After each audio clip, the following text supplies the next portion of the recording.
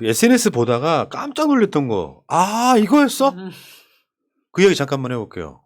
김건희의 롤 모델은 제클린 케네디? 진짜 그렇게 보이더라고. 그러니까 말하자면 우리가 미국 대통령 중에 호감인 사람. 보통 케네디 이야기 많이 하고요. 우리가 어렸을 때 봤던 링컨. 뭐 그런 정도. 그리고 레이건 정도도? 레이건은 이제 보수 쪽이긴 하지만 네. 레이건은 그 이미지는, 정도까지는 네. 아니고 미국 대통령의 상징 그러면 우리가 링컨이나 케네디 이야기하는데 근데 둘 다 총 맞아 죽었지 않았어요? 6발 우리 찾았나요? 아니 근데 문제는 실제로 케네디라고 하면 되게 호감인데 그 케네디를 김건희가 벤치마킹하는 게 보이더라는 거예요. SNS 이분 좀 어디서 지금 뭐 하시는지 모르겠는데 SNS 찾아주신 분께 제가 감사하다 말씀드리면서 이 장면 결제를 받고 있는 것 같은 김건희 실제로 똑같은 장면이 있었더만 케네디가 부인 제클린 케네디한테 똑같은 장면 이런 사진 연출이 있었더라고요. 근데 저걸 마음 먹고 이제 똑같이 연출을 해야겠다라고 찍은 것일 텐데 저렇게 분위기가 다를 수가 있나. 그러니까 욕을 먹는 거 아니겠습니까? 뭐 남편도 많이 다르네요. 디테일이 너무 떨어지고 그리고 일단 표정에서도 많이 티가 나잖아요. 그러니까 이제 마치 그 윤석열 위에 김건희가 군림하는 듯이 보였기 때문에 더 비호감이었던 거죠. 지금은 이제 오죽하면 사람들이 공동정부다. 보통은요 자기 부인에 대해서 범죄 혐의 중에 검찰한테 적당히 이야기해서 하나는 뭐 기소해라 이렇게 얘기할 수도 있잖아요. 전혀 못하고 있지 않습니까? 지배받는 자 이런 느낌 들고요. 김건희의 지금 옷차림도 이 컨셉이 뭘까 했는데 기본적으로 제클린 케네디를 좀 본받는 것 같은 느낌. 초반에 장갑을 한참 착용했잖아요. 그러니까 그 장갑 패션이 제클린이 많이 착용했던 장갑 스타일, 그러니까 패션 스타일이라고 하더라고요. 저 취임식 때 했던 저 실크 드레스도 굳이 저걸 왜 저렇게 입었을까라고 했던 게 제클린 사진을 보니까는 의문이 풀리더라고요. 그리고 제클린은 본인이 손이 너무 커가지고 그게 컴플렉스여서 장갑을 좀 꼈다 이런 이야기가 있는데 똑같은데? 근데 이제 이때 제클린 당시하고 지금은 또 다른데 제클린은 또 미국의 대통령이고 네. 지금 김건희는 마치 그걸 쫓아가려는 듯이 했기 때문에 사람들이 많이 공감을 하지 못했죠. 그러니까 그 제클린 케네디가 케네디 사망한 이후에 그 선박왕 오나시스하고 재혼을 하잖아요. 네. 그러면 그 스토리대로면은 정몽준 이렇게 가는 겁니까? 근데 웃기는 게 오나시스랑 재혼하고 난 다음에 오나시스가 7년 후에 사망합니다.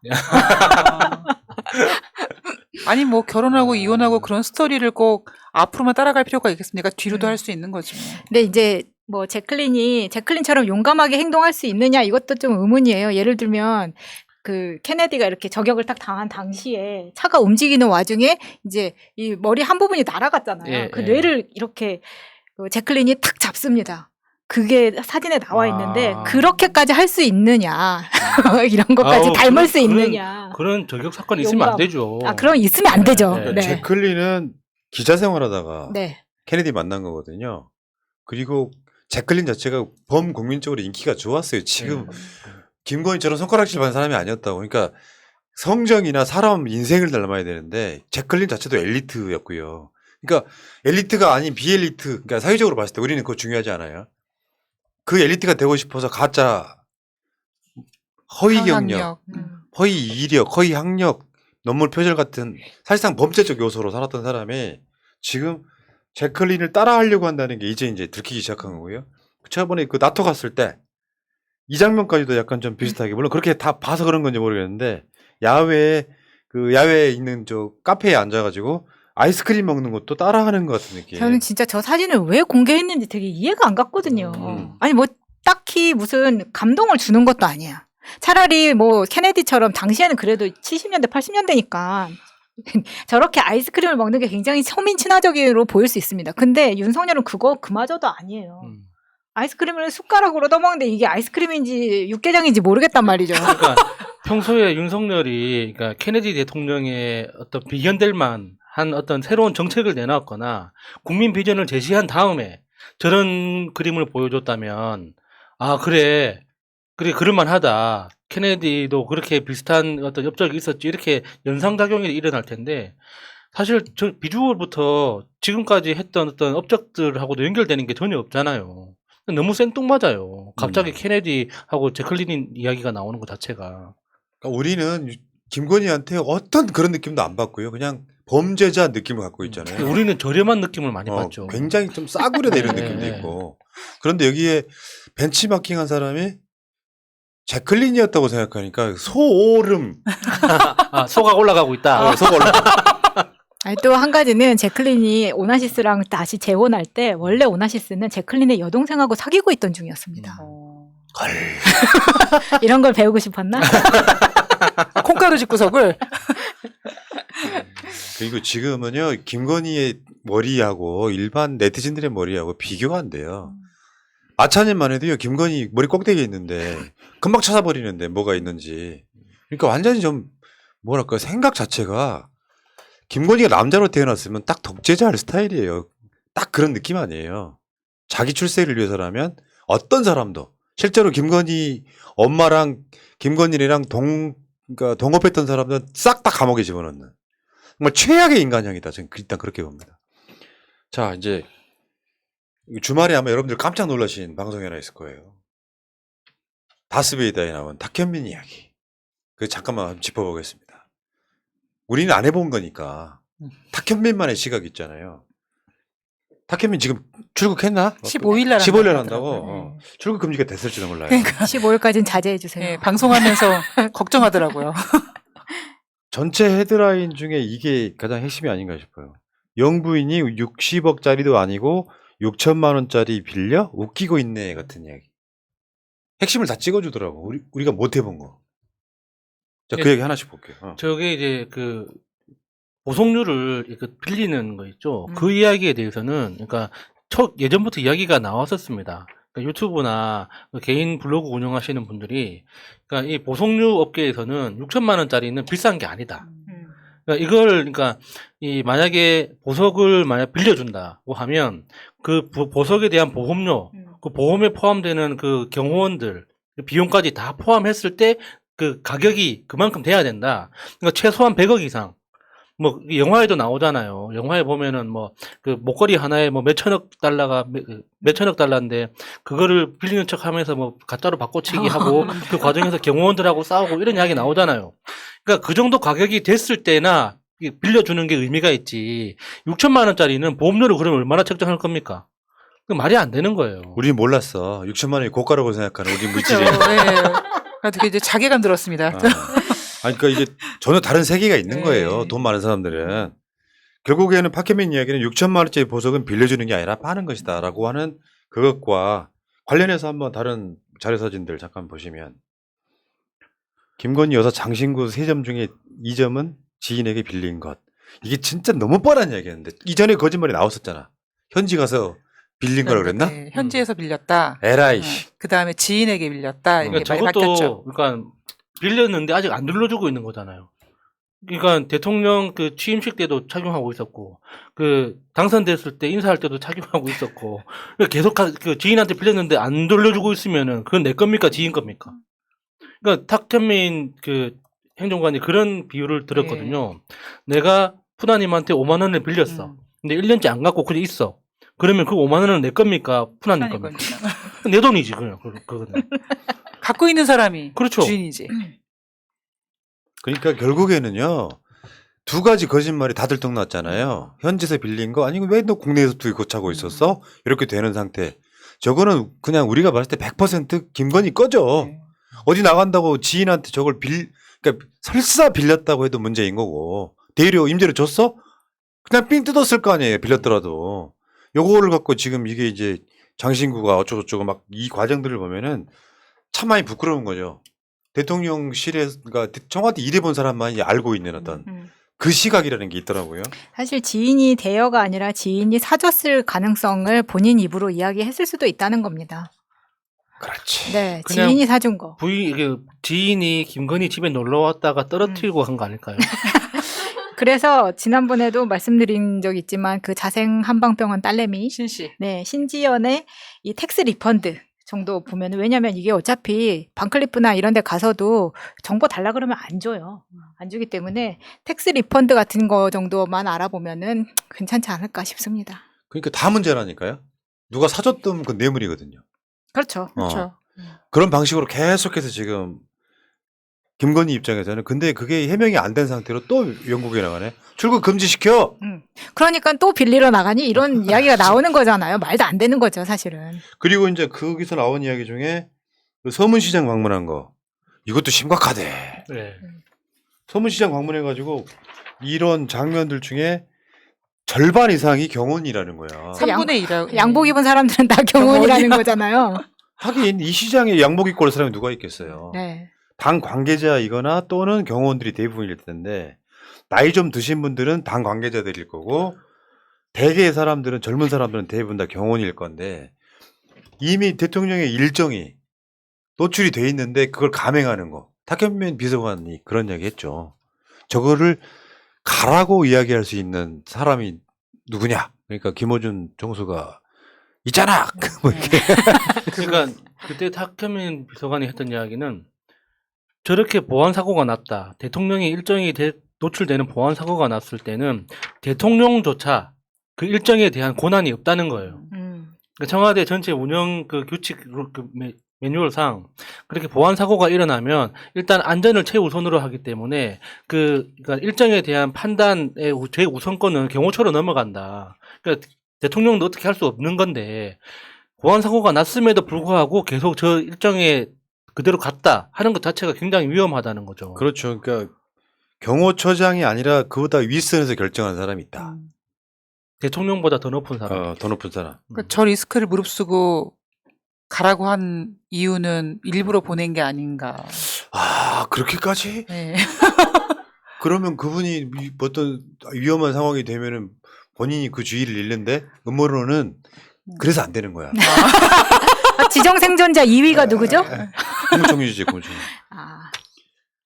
아니 꼴 보기 싫으니까 그냥 미우니까. 근데 그 저기서 이제 윤석열이 했던 발언들, 시장 상인들을 만나서 했던 발언 중에 가장 효자가 됐던 게 기받으러 왔습니다. 였잖아요. 국민들에게 기받으러 왔어요. 여러분들 기받으러 왔습니다. 대구 경북에 길을 네. 받으러 왔고. 그러니까 그건 뭐겠습니까? 지금 지지율이 굉장히 심각하다는 걸 안다는 뜻이에요. 근데 그 다음 주에 지지율이 떨어졌어요. TK에서. 윤석열 안 되는 건 안 되는 거예요. 내가 봤을 받았네. 때는 이 스트레스로 윤석열이 임기를 못 채울 가능성이 높아. 스트레스 너무 받아가지고. 술 많이 드시면 나중에 됩니다. 보세요. 에? 네. 그 과정에서 왜 대통령 표식 요거 그 이야기도 했죠. 역대 어느 정부에서도 대통령을 표적으로 만드는 이적 행위는 하지 않았다. 나 대통령이야. 왜? 우리나라 사람들이 윤석열 얼굴을 알죠 대부분은. 그렇죠. 근데 우리가 다른 나라 난 북한 군인들은 윤석열 얼굴 모를 수 있다고 생각해.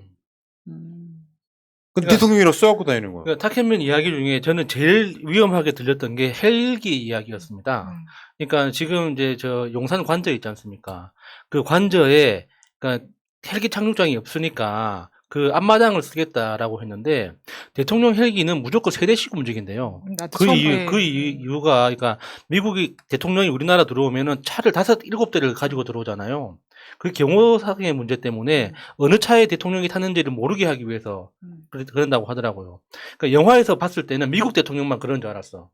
미국, 그러니까 뭐 런던 헤즈폴론 같은 영화를 보면 그런 경호 절차들이 잘 나오거든요. 근데 우리나라도 그런 식으로 경호를 하는지는 몰랐습니다. 대통령이 헬기로 움직일 때 3대가 동시에 이륙을 하는데 그거는 당연히 이제 어느 헬기에 대통령이 탄지 모르게 하기 위해서라는 거예요. 그러면은 그 앞마당에는 지금 현재 그 쓰겠다는 그 착륙장은 헬기 한 대밖에 못 들어가거든요. 편하네. 그러니까 그거는 이제 쏴라, 하나만. 쏴라. 내가 탔다. 보여주는 거예요, 그냥.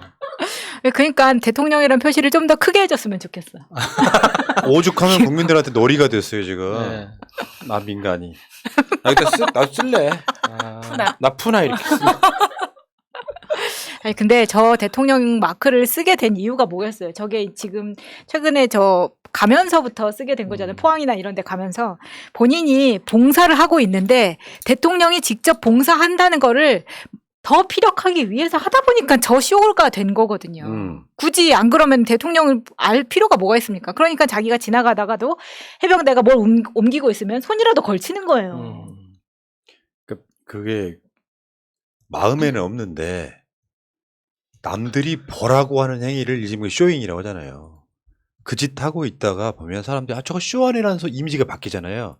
아무리 진정성 싫어도 그 사람 진정성 알아주지 않습니다. 지금 그거 말고 또 나온 이야기 중에 그 국방부 마크 흔적 그대로 있는 사진. 뽀샵도 안 하냐며. 진짜 크게 웃었습니다. 자세히 보시면은 국방부 마크가 여기에 띄었던 자국이 그대로 있어요. 그러면 여기서 유추할 수 있는 두 가지가 있어. 국방부는 지금 일부만 합참 건물로 들어가 있거든요. 그러면 국방부에는 이게 없다? 위기관리센터가 없어. 벙커 같은 그쵸. 저희 네. 시스템 없는 거지. 있다. 뺏어 네. 썼으니까. 네. 와. 국방부 마크 띈 거 좀 흔적이라도 좀 지우고 하든가. 청와대에 그 좋은 시스템 말고 이 학구방만한 거 갖고 와가지고 쳐다보고 아유 저 진짜 저게 쇼라는 거죠, 진짜. 1층에서는 저렇게 보라고 저 스크린을 큰 스크린을 보라고 1층에서 회의하는 게 아닌데 지금 굳이 저기 내려가서 사진 찍기 위해서 내려간 거 아닙니까? 쇼잉. 그리고 저 안에서는 휴대폰을 사용하는 게 아니라면서요. 근데 굳이 휴대폰으로 전화 통화하는 거를 또 사진으로 저긴 내보내잖아요. 다 유선 쓰죠. 그 어떤 TV에서 저거 그렇죠. 무선 쓰는 걸 보았습니까? 그러니까 저 안에서 휴대폰으로 통화하는 모습 자체가 위기라는 거예요. 그거 얼마나 무섭습니까? 근데 진짜 충격이었던 게 있어요. 문재인 정부 청와대로부터 업무 인수인계를 아예 안 받았다면서요. 네. 그러니까 대통령뿐만 아니라 모든 직원들이 아예 업무 인수인계를 안 했다면서요. 요즘 뭐 탁현민 의전비서관한테 업무 인수인계 받아간 애들이 한 명도 없었다는 거예요. 이건 충격 아니에요? 그러니까 문재인 대통령이 윤석열 그 인수위 측에 수십 번을 연락을 했다잖아요. 그러니까는 독대에서 한번 만나야 된다. 그 만나는 자리를 만들자 이거를 수십 번을 이야기를 했다는데 한 번도 제대로 대답을 안 했다지 않습니까? 그러니까 독대가 불편하면은 여러 명이 같이 모이자까지라도 했는데 그거조차도 안 들어줬다고 하는 거예요. 그러니까 그거는- 그 이유 자체가 너무 가슴 아프더라고. 문재인 대통령으로서는 그러니까 윤석열 당선자한테 대통령으로서 그렇지. 꼭 해주고 싶은 해야 되는 이야기가 있다. 그러니까 인수인계, 그러니까 행정적인 인수인계만으로 안 되는 대통령이 구두로 이야기해야만 하는. 그러니까 그런 이야기가 반드시 전해줘야 되는 이야기가 있기 때문에 만나자고 이야기를 했는데 그 자체를 거절했다는 거잖아요. 그 얼마나 무서운 이야기입니까? 네, 문재인 정부가 인수위가 없이 시작한 거잖아요. 그러면 최소한 탁현민이 가지고 있는 그 아이디어라던가 절차라던가 이런 것들은 받기만 했어도 지금의 절반이라도 갔을 겁니다. 반은 먹고 들어가는 거죠. 그리고 지금 탁현민은 이쪽 분야의 원탑이에요. 음. 나는 내가 개인적으로라도 인수인계 받으려고 애썼을 것 같아. 근데 이걸 안 했다는 것 자체가 진짜 충격이었거든요. 그러니까 아까는 대통령 대 대통령으로 만나는 거라 치지만 실무선에서도 인수위원회일 때 인수인계를 받으러 오지 않았다는 거예요. 저는 이걸 믿어지지가 않더라고요. 아, 그러면 인수위원회는 왜 있는 겁니까? 그럼 인수인계 작업을 안 할 거면 필요 없는 거잖아요. 이게 이름 자체가 대통령직 인수위원회 아닙니까? 그러니까.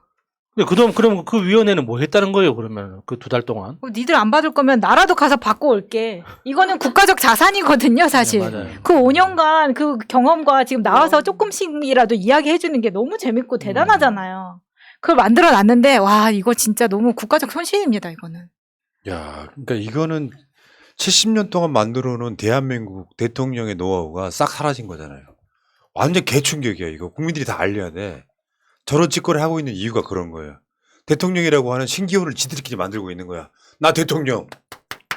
그러니까 아까 그 이름표에 대통령이라고 쓴 폰트의 조잡함과 그 명찰하고 대한민국 대통령이라고 마크가 이렇게 붙는 게 굳이 내가 대통령이라는 거를 말하지 않아도 아우러로 뿜어져 나오는 게 네. 있는데 굳이 대통령이라고 글자를 써서 올리는 거는 스나이퍼를 위한 거라고밖에 볼 수 없는 거죠. 그러니까 나중에 대통령 헬기 배에다가 대통령이라고 쓸 것 같아요.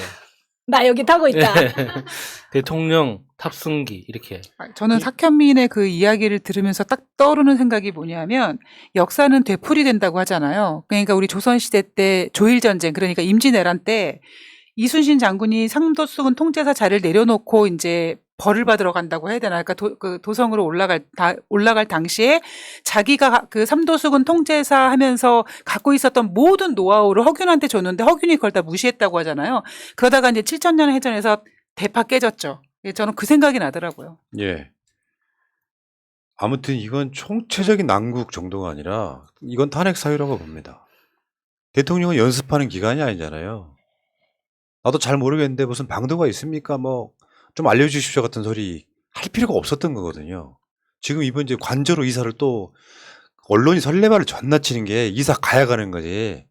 관저 이사 가면서 고칠 게 별로 없어서 관저 이사 간다면서 25억씩이나 리모델링에 쓰고 있는데 9월 초에 간다면서 지금 9월 중순 들어갔어. 9월 10일 안에 간다고 했었죠. 그것도 지금 계속 차일필이 미뤄지고 있고 소문에 의하면 윤석열이 먼저 들어갔고 네. 김건희가 나중에 간다더라. 뭐 택일인지 뭔지 뭐 이러고 있는 거예요 지금.